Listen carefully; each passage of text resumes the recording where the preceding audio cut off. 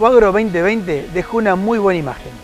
Si bien la muestra tuvo que cerrarse un día antes por cuestiones de prevención, fue sin lugar a dudas el lugar de las oportunidades y los negocios, y demostró una vez más, con la cantidad de productores que asistieron, que sigue siendo el motor económico de este país. De esta manera, damos inicio a lo que es Agrodifusión Noticias. Dentro de las interesantes notas que obtuvimos en Expoagro, pudimos conversar con el CEO de Rizobacter, el ingeniero Ricardo Yapur, para hablar acerca sobre generación HB4 y la actualidad del sector agropecuario. Ricardo, buenos días. Bueno, después de la jornada de lluvia, gracias a Dios de ayer, más allá que a los organizadores de Expoagro no les gusta la lluvia, a nosotros los que estamos en el ruedo nos encantó, porque hacía falta. Hoy tenemos un gran día. Aparentemente ya empezó a llegar muchos productores. Me imagino que las sensaciones son diferentes todos los años. ¿Qué es lo que presentó este año Rizobacter junto a HB4 aquí en Expoagro y qué expectativa tenés para hoy? Mirá, primero, buen día. Con respecto a la lluvia, yo a todo el mundo entraba renegando de los de acá y yo decía, déjenlo, el productor es nuestro cliente y el que paga nuestro sueldo. Y si llueve, por lo menos va a cosechar, porque si no, se había puesto muy difícil estos últimos 3 semanas sin agua, se había complicado muchísimo. Afortunadamente a nosotros no llovió. Hay sectores de cerca de Rosario para arriba que no llovió nada todavía y que siguen esperando el agua, pero bueno, esperemos que llueva.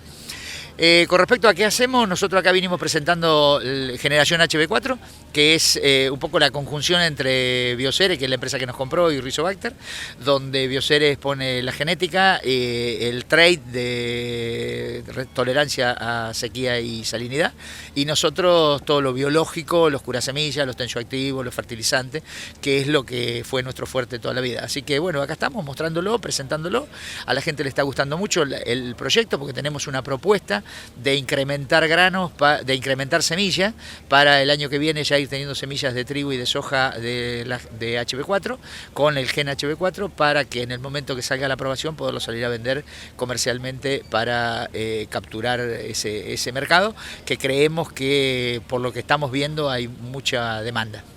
Ricardo, explícale a la gente por qué todavía no salió HB4, es decir, ¿cuál fue el conflicto en China y por qué es tan complejo para compañías como la de ustedes llevar esto adelante con los años que lleva de investigación, pero a su vez, cuánto necesitan de la aprobación? No es conflicto en China, o sea, el conflicto en China puede ser que ahora nos complique algo, este tema del coronavirus, pero cuando se aprueba soja, se aprueba a referéndum de que lo apruebe China. Acordate cuando pasó lo mismo con Intacta, que Intacta estaba todo listo y China no lo había aprobado todavía. ¿Por qué? Porque el destino de nuestras exportaciones de grano, la gran mayoría, es China. Entonces, y China no acepta los GMO, entonces hasta que no aprueba China no podemos lanzarla al mercado, porque toda nuestra soja grano va para allá, gran parte. Está aprobada así como está aprobada por Argentina, está aprobada por Brasil y por Estados Unidos. Y entonces, bueno, nosotros lo que estamos haciendo, o Bioceres lo que está haciendo, es tratar de desregularla en China, donde China ya acepte la llegada del gen, para de esa manera poderlo lanzar en el mercado acá. Con respecto a trigo es algo distinto, porque trigo tiene 3 instancias en Argentina. Una es SENASA, la otra es la CONAVIA, que es la Comisión Nacional de Biotecnología, y la tercera instancia es mercados. Mercado es aquel que dice a dónde van los granos. El mercado es quien no aprobó todavía. La expectativa que tenemos nosotros es que ahora apruebe mercado, pero con la necesidad de que también desregulemos nosotros en Brasil, porque el trigo nuestro, gran parte de nuestro trigo va a Brasil. Entonces ese es el por qué todavía hoy no lo estamos vendiendo comercialmente y estamos saliéndolo a incrementarlo con identidad preservada y con recompra de los granos producidos. Ricardo, recién lo dijiste, hablaste un poquito de coronavirus y también hablamos de mercados. Te decía, esta semana se desplomaron un poco los mercados. La cosecha en Argentina, aparentemente, lo que sea gruesa, viene muy bien, pero bueno, también hay que pensar la campaña siguiente. Totalmente de acuerdo, yo creo que la campaña viene relativamente bien. Hay lugares donde la soja ha sido golpeada por la sequía, o incluso hay lugares donde todavía la está golpeando la sequía, porque acá no llovió nosotros, pero hay lugares para el lado de Rosario, para el norte, que no llovió. Entre Ríos, había gente de Entre Ríos hoy y me estaba diciendo que no llovió nada. Pero vuelvo a decirte, anda bien pensando en aquellos que vendimos soja en 240, 250 dólares la tonelada. Pero cuando hay que sacar los números y empezar a encarar la campaña nueva, no es lo mismo cuando ya pensar en una soja de 210, 220 dólares la tonelada, e incluso algunos analistas dicen que puede caer algo más. Entonces, lo veo complejo, veo un año difícil, veo un año donde el productor creo que va a sacar mucho número y va a tratar de hacerlo pasar, me da la impresión. Ojalá que no pase eso, porque nosotros somos una empresa tecnológica y como empresa tecnológica vendemos productos de tecnología, productos más caros, que por supuesto apuntados a obtener mejores rendimientos. Cuando estas cosas pasan, el productor usa menos tecnología, apunta a menor rendimiento, pero se protege más, es decir, invertí menos, entonces se piensa que se protege más y bueno, y nosotros podemos ser afectados como empresa. Por último, hablando un poquito de eso, quienes no entienden mucho de la parte productiva, dicen un 3% que le aplique el gobierno al 30% ya tiene retenciones, no es mucho. Sin embargo, en términos de lo que puede recaudar el Estado, es una cifra importante, pero siguen aplicándole al bolsillo del productor cuestiones que se le complican año tras año. Para el Estado son 400, 500 millones de dólares, que lo que vende el Estado o lo que hace el Estado no es plata. Yo creo que se metió en un conflicto muy grande por poca plata, porque creo que ahorrando, si la política se ajustara un poquito, el triple se puede ahorrar si se ajustara un poquito. Lo que pasa es que es como que el Estado no está dispuesto a ajustarse. ¿Viste? Yo en mi negocio o en mi casa, cuando no tengo la plata suficiente, me ajusto y bueno, y dejaré de salir a cenar o dejaré de ir al cine, ¿viste? O dejaré de tener los empleados que tengo en la cantidad que tenía antes, o ahorraré la luz, no sé, en la empresa. Pero creo que al Estado veo, es como que no le interesa cuánto es su costo, si no le interesa es cuánto le ingresa nada más. Entonces creo que se metió en un problema bastante importante sin prestarle demasiada atención. Después creo que esos 10 o 15 dólares más que significan por tonelada de soja, me parece que a muchos productores le hace la diferencia, porque vos cuando pensás en un lote en un lote alquilado donde la rentabilidad es de 50 a 60 dólares por hectárea o 60, vos acá en 10, 15 dólares por hectárea, en un rendimiento de 3.000 kilos promedio, tenés 45 dólares por hectárea menos de ingreso, es decir, es la poca rentabilidad que le quedaba, es como que la pierde toda.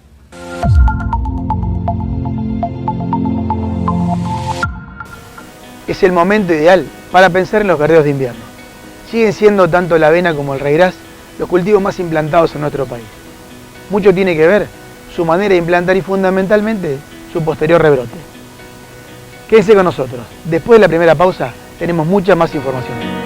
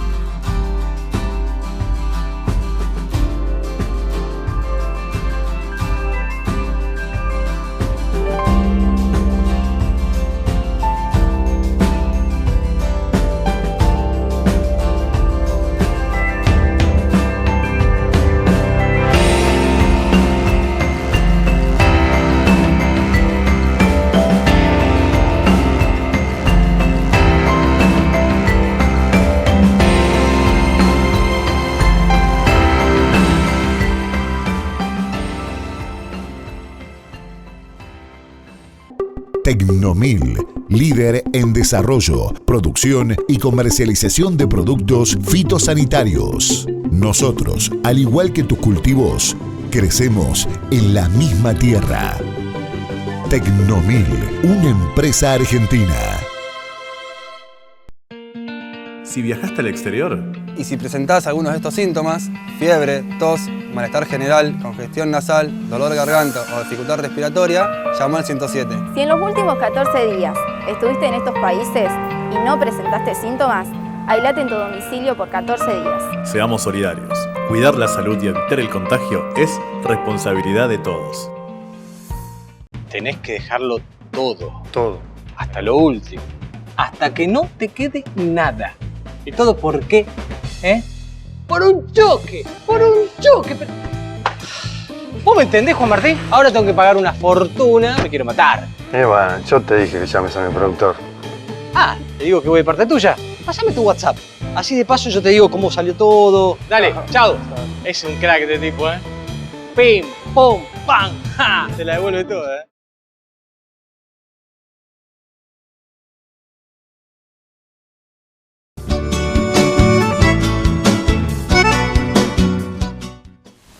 Desde hace 20 años, la marca Apache sigue siendo la sembradora oficial de Expoagro. En este caso conversamos con el ingeniero Fernando Porcel, gerente comercial de la compañía.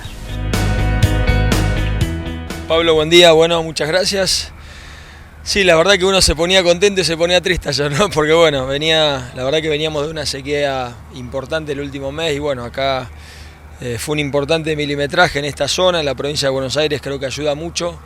Pero bueno, nosotros, como hablamos muchos años contigo, somos primero la sembradora oficial de Expoagro, que es muy importante para nosotros. Ya hace más de 20 años que acompañamos a la Expo como sembradora oficial de la Expoagro y del campo argentino. Y después, bueno, acá trayendo toda la gama de sembradoras y de tractores. En sembradoras tenemos toda la tecnología, trajimos máquinas con sistemas de siembra con motores eléctricos, que es un poco un proyecto que veníamos trabajando hace más de 7 años con una empresa americana. Con Precision Planting, que la verdad que obviamente nos da de alguna manera una alternativa muy buena para el productor que quiere innovar tecnológicamente sus productos, que es el modelo Apache 27000. También es una máquina que se puede adaptar a nuestra máquina multipropósito, que es la Apache 54000, y también la máquina 63000, que es una reingeniería de una máquina nueva, que también es un producto muy bueno, que ya estamos trabajando también ahí en la zona de Pergamino, Chacabuco, que también tenemos máquinas trabajando, y bueno, y son los 3 pilares de sembradoras que tenemos hoy para ofrecerle al productor. Fernando, hablame un poco de la Apache 63000. En su momento, cuando lanzaron al mercado, parecía que era la máquina que iba a irrumpir el mercado y de hecho les fue muy bien. Ahora, hay una cuestión clave también para esta campaña que tiene que ver con el financiamiento. Contame la parte que básicamente hace a la parte industrial que le aplicó Apache a la máquina y cómo es la campaña. Bueno, primero le tenemos que dar versatilidad al producto porque seguramente para un contratista y un productor es importante que la máquina esté trabajando todo el año y que esté facturando todo el año, ¿no? Bueno, le agregamos un sistema de siembra neumático de Precision Planting y de Materma, que es también una innovación que tenemos ahora en la máquina. Es una máquina que tiene 8,80 metros ancho de labor, con separaciones en invierno de 17,5 y 20 centímetros y se puede sembrar en verano con placa, que es muy importante, con el sistema de plano inclinado, que es el sistema característico nuestro de Apache, que anda muy bien y ya tiene más de 40 años en el mercado, y después con el sistema neumático que puede ser Matermac y Precision Planting. Y volviendo al tema de financiamiento, sí, la verdad que este año salió con mucha fuerza el sistema financiero, con tasas por debajo del 20%, hasta 36 y 48 meses, y seguramente eso nos está dando un resultado positivo y está trayendo efectos concretos en las ventas, y seguramente eso durante el año nos va a facilitar mucho, poder de alguna manera lograr el objetivo que tenemos de ventas para este año. Fernando, ¿el objetivo de venta está puesto solamente aquí en Argentina o ustedes como exportadores de maquinaria también, si el mercado interno se deprime un poco por diferentes situaciones, tienen pensado incrementarlo en el exterior? Bueno, nosotros, como digo siempre, históricamente Apache desde el año 1970 que exporta, la fábrica ya tiene 63 años y desde que inició, digamos, la vida de la empresa, solamente a los 13 años de vida ya la empresa exportaba, ¿no? O sea que Apache tiene una tradición exportadora, tiene muchos mercados que venía trabajando anteriormente y bueno, y ahora se han incorporado nuevos mercados, y eso seguramente nos ayuda a colocar entre un 20 y un 25% de nuestra producción en el comercio internacional, y bueno, y este año también el objetivo nuestro es acrecentarlo, es lograr nuevos mercados, conquistar nuevos mercados. Tenemos que instalar la siembra directa en muchos países donde de alguna manera las máquinas nuestras se pueden usar. No es un sistema que nos resulte fácil porque hay que convencer a un productor que viene de trabajar de un sistema muy tradicional, pero seguramente el desafío está, el producto está. Adaptamos las máquinas a los mercados internacionales porque tenemos un producto versátil y eso también seguramente nos ayuda mucho. Fernando, hemos visto en la muestra muchos uruguayos, de hecho estuvimos haciendo algunas notas con ellos, y te quería preguntar, es un mercado que parece interesante, lo tenemos muy cerca, ¿le falta explotarlo a Apache? ¿Cuál es la intención de la compañía con ese país? Nosotros empezamos a trabajar desde el año pasado con una firma nueva que es la firma Gredel, que es uruguaya, están en Dolores. Vamos a estar presentes con ellos la semana que viene en la Expo Activa, que es una exposición que se va a desarrollar en Mercedes. Sí, ya tuvimos seguramente también visitas de productores uruguayos. Nosotros también tenemos un producto muy adaptado a Uruguay. Uruguay tiene condiciones similares a las de Entre Ríos por el tipo de suelo y nosotros tenemos máquinas muy fuertes, muy adaptadas, digamos, a ese tipo de condiciones, a ese tipo de suelo con arcilla expandible, como decimos los ingenieros, y eso también nos facilita a nosotros entrar en ese mercado. Así que bueno, ahí hay mucha agricultura, hay tambo, hay actividad también ganadera y bueno, y ahí tenemos también sembradoras para ese tipo de mercado.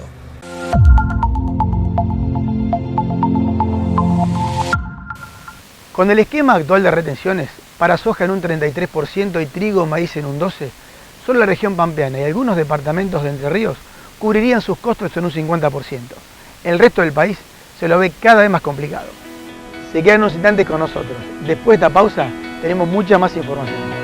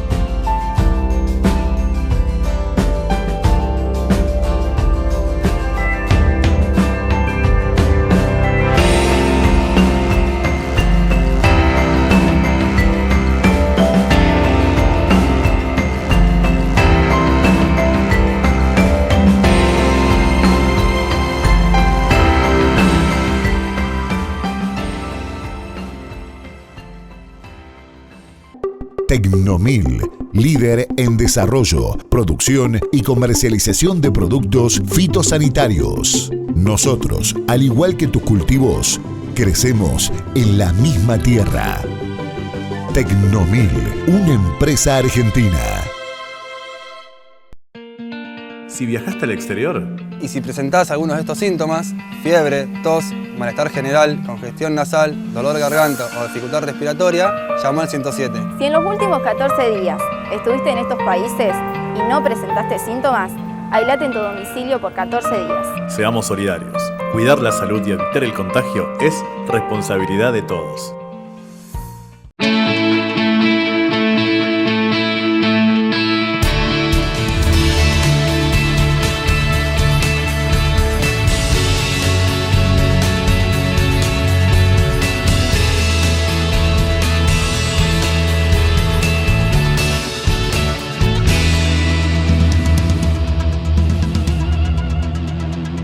Presenta este bloque de Agrodifusión Noticias Colbag, Envases Colón, Sociedad Anónima. La empresa Bayer presentó en Expo Agro un interesante stand. Allí pudimos conversar con el CEO de la compañía, Juan Farinati, quien nos explica los motivos de la presencia en dicha muestra. Juan, buenas tardes. Creo que después de la jornada de ayer lluviosa, por un lado enojada para ustedes porque se mojaban, por otro lado muy contento para los productores, hoy tenemos un gran día acá en Expo Agro. No, para nada enojados, te diría. La realidad es que con cómo se venía dando la situación y la necesidad de lluvias que había, lo que pasó ayer fue una bendición, ¿no? Obviamente uno viene a este tipo de exposiciones a interactuar con los productores y a mostrarles nuestras tecnologías, y que llueva como llovió es una anécdota y una buena noticia. Juan, contale un poco a la audiencia, el stand es interesantísimo, muy grande. Hay una novedad que es el tema de Agroservice y estaría bueno que la audiencia entienda, quienes no pueden venir a Expo Agro, de qué se trata. Sí, a ver, básicamente en el stand estamos presentando todas las soluciones que tenemos en maíz y en soja, y también en la parte digital con el otro stand de FieldView, y específicamente haciendo foco en todo lo que es la plataforma y la red de Agroservices, que básicamente es una red que conecta a todos los que suman para que el productor pueda producir más y mejor, ¿no? Hay un montón de actores en la cadena agroindustrial que proveen bienes y servicios para que el productor sea más productivo y más sustentable, y lo que permite la red es acercar esos beneficios al productor, y en muchos casos el productor, que muchas veces no tiene conocimiento o no puede acceder a los mismos. Algo que es también diferencial de la red es que no solamente un productor puede acceder a bienes y a diferentes servicios que le permiten producir más y mejor, sino que al mismo tiempo puede colaborar y conectar con otros productores de su zona que participan de la red y juntos poder acceder a cosas que por separado no podrían hacer. Así que estamos realmente viendo en la red algo que va a poder potenciar la manera en que llegamos con soluciones a los productores, no solamente de rendimiento, sino de sustentabilidad. Uno de los grandes focos que vamos a estar teniendo este año es, en cierto sentido, incentivar a los productores que trabajen más y más en la red con beneficios que están orientados a la sustentabilidad, como puede ser entrenamientos para aplicaciones, certificaciones de pulverizadoras, programas que le permiten entrenar a sus colaboradores en cómo utilizar nuevas tecnologías, equipamiento para pulverizar y utilizar agroquímicos de manera más sostenible. Acá en el stand tenemos una herramienta que es el Phytovac, que es la cama biológica que permite en cierto sentido reprocesar efluentes de pulverizadoras, así que realmente, y es parte de AgroServices, realmente muy entusiasmados con lo que se viene con la red y con mucho foco en sustentabilidad, que es parte del ADN de Bayer. Hablando de sustentabilidad, hay un tema también que llama la atención dentro de lo que es todo el stand armado, que tiene que ver con la agricultura familiar. Por ahí, hablar de Bayer, hablar de una compañía tan importante a nivel mundial, es como que un tema que pareciera secundario. Sin embargo, este año la compañía hizo mucho foco. Contale un poco a la audiencia de qué se trata. Sí, a ver, algo que es interesante, nosotros en el Bayer Crop Science tal vez es más vista como una compañía enfocada en cultivos extensivos, pero tenemos una plataforma de cultivos intensivos muy importante, tanto en lo que es productos fitosanitarios como en semillas. En el stand hoy traemos parte del producido de esas semillas para que la gente empiece a ver todo lo que acercamos a agricultores de hortalizas y de frutas, y especialmente a agricultores de agricultura familiar. Específicamente en Cono Sur estamos trabajando con unas 20.000 familias que reciben no solamente semillas por parte de Bayer, sino también entrenamiento para poder mejorar la hora que producen, la forma que producen en sus pequeñas producciones, que obviamente son totalmente minifundistas. Así que es parte de lo que hacemos en Bayer, no solamente enfocando en grandes cultivos, sino en cultivos más intensivos y también apoyando la agricultura familiar. La última, Juan, tiene que ver con la última nota que te había hecho. Hablamos bastante del cultivo de maíz, se dio un poco lo que vos decías. El productor se volcó al maíz, fue una muy buena campaña que empieza a verse ahora en días lo que va a ser la cosecha. Viendo un poco las expectativas políticas, que te lo tengo que preguntar, ¿cómo avisorás que puede ser la campaña que viene, más que nada en el maíz? A ver, primero algo que se vio esta campaña es que estamos llegando a superficie récord de maíz en Argentina. Estamos teniendo una campaña récord en producción, llegando a las 50 millones de toneladas. Algo que es interesante es ver que un cultivo como el maíz, en un año difícil, realmente está alcanzando rindes récord, y tal vez la soja está un poquitito más resentida, que es un poco lo que estamos viendo en las estadísticas que vienen de la bolsa y diferentes instituciones, y eso te demuestra que en años así con desafíos, algo que permite al productor defender los márgenes es la tecnología, ¿no? Y claramente es una aliada del productor en ese sentido. Específicamente lo que se refiere a la campaña, yo veo que el productor va a seguir volcándose por producir más y mejor. El maíz es un cultivo que realmente no solamente le entrega una rentabilidad al productor mejor que la soja este año específicamente, sino que al mismo tiempo le permite mantener la rotación y ser sostenible. Así que yo sin dudas veo que la tendencia con el maíz va a seguir invirtiendo en tecnología y realmente invirtiendo en hacer una agricultura cada vez más sustentable.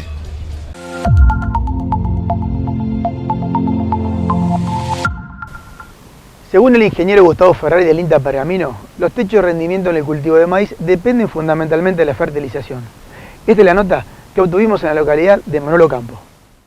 Bueno, sí, acá nos encontramos en Manuel Ocampo, el oeste del partido de Pergamino, una zona, digamos, donde comenzamos un poco a hablar de suelos y de fertilidad, describiendo el perfil típico del lugar, que se caracteriza por tener suelos de muchísimo desarrollo, de 2 metros de profundidad, con un elevado contenido de arcilla, y que para que un maíz pueda tener una alta producción y conectarse con el agua profunda, que es muy importante para abastecer, digamos, la demanda del cultivo, sobre todo hacia el periodo crítico, es fundamental tenerlos cargados de humedad. Estos suelos pueden tener hasta 300 milímetros de agua útil almacenada a los 2 metros de suelo, Y digamos, el contenido de arcilla que sostiene el horizonte B, en el horizonte de acumulación, hace de que si están secos sean muy difíciles de atravesar por las raíces. Entonces es crucial tenerlos cargados y eso tiene un acondicionamiento para el manejo, porque si no están hacia septiembre bien cargados de humedad, son las típicas situaciones donde es conveniente pasar a siembras tardías. Y bueno, el objetivo un poco de la presentación fue que la nutrición no limite la ganancia o el potencial de rendimiento que nos está dando hoy la genética y la mejora en las prácticas de cultivo. O sea, tenemos potenciales de rendimiento altísimos, que todos los criaderos vienen superándose año tras año, liberando al mercado mejores cultivares, y bueno, la nutrición no tiene que ser una limitante para que ese rendimiento se pueda expresar. Ahora, Gustavo, la nutrición no tiene que ser limitante tal cual vos lo decís. Sin embargo, una cosa es lo que dice el prospecto y lo que dice el semillero, y otra cosa es lo que logra el productor. Hay algo ahí que está faltando y tiene que ver con la nutrición. Sí, bueno, eso, digamos, muchas veces, por ejemplo, lo vemos eso a través de las diferencias entre los dos sistemas que son de temprano y tardío, ¿no es cierto? El maíz tardío sincroniza mucho mejor su crecimiento con la oferta de recursos, tanto sea con la mineralización o el agua misma, con la vuelta de precipitaciones que suele ocurrir en febrero, con la mayor recarga de agua que tiene el suelo. Y eso permite cubrir baches de manejo, ¿no es cierto?, o baches de fertilización. Muchas veces el temprano, por ejemplo, no expresa todo su potencial de rendimiento porque no es fertilizado adecuadamente. En cambio, en las siembras tardías, la prolongación del barbecho y, como decíamos, la mayor sincronía entre la mineralización del suelo y la demanda del cultivo hacen que esté más cómodo y pueda alcanzar rendimientos superiores. En realidad, digamos, en los ambientes que rodean, digamos, a Pergamino y a toda la zona núcleo, con casi 100 años de agricultura y 80 años de labranza, la mayor parte de los nutrientes que tenían los suelos, suelos riquísimos, se han agotado, ¿no es cierto? Y eso hace que la demanda que genera un cultivo, ¿no es cierto?, en un reducido espacio de tiempo, porque digamos hay prácticamente un mes y medio de crecimiento lineal donde acumula la mayor parte de los nutrientes del cultivo, entre B6 y la floración, por ejemplo, hace que, bueno, se genere una alta demanda de muchos nutrientes y en gran cantidad en un espacio reducido. Y eso hace que, por ejemplo, en las siembras tempranas ya no hablemos solo de nitrógeno, sino que mencionemos lo bajo que están los niveles de fósforo, que caen año a año, la necesidad de fertilizar con azufre, la importancia del zinc, e incluso que en algunas regiones del país no está todavía, están apareciendo hasta otros elementos como pueden ser potasio o magnesio. Gustavo, ¿cuánto tiene que ver la utilización en los últimos años de los cultivos de servicio? Pensando fundamentalmente en esta nutrición posterior que le puede dar un cultivo de maíz. Bueno, los cultivos de servicio, digamos, han hecho que el maíz sea mucho más diverso. O sea, 10 años atrás, 12, pensábamos solamente en maíz temprano. Se agregó el de fechas tardías y ahí la complejidad ha aumentado en función de los antecesores que le agreguemos, ¿no? Dentro de esos antecesores hay antecesores, digamos, colaborativos y antecesores extractivos. O sea, si nosotros hacemos una vicia de cobertura, es una gran fijadora de nitrógeno. Entonces, luego de sembrado ese maíz tardío, vamos a tener una explosión de mineralización, que significa una contribución significativa de nitrógeno al sistema y que vamos a poder reducir las dosis de fertilizante utilizada como nitrógeno. Un punto, digamos, a tener en cuenta es que hay que cuidar mucho en ese caso la recarga de humedad de los suelos, porque ese consumo en un año seco como el actual, por ejemplo, puede ser un factor que deprima los rendimientos. Y también decimos, tenemos antecesores que son extractivos. Por ejemplo, en menor medida, una legumbre de invierno que hace fijación de nitrógeno, pero también extracción de nutrientes, que es muy común por esta zona, Socorro, Peirano, Manuel Ocampo, incluso se pueden ver muchos lotes de legumbre en invierno, o directamente la situación de mayor intensificación, como podría ser la siembra de un maíz sobre trigo o sobre cebada, donde la oferta de recursos va al límite, ¿no es cierto? O sea, es muy bueno desde el punto de vista de la física del suelo, del aporte de residuos, pero tiene una extracción grandísima de agua y nutrientes. Entonces, bueno, significa un compromiso, digamos, para el rendimiento del cultivo posterior.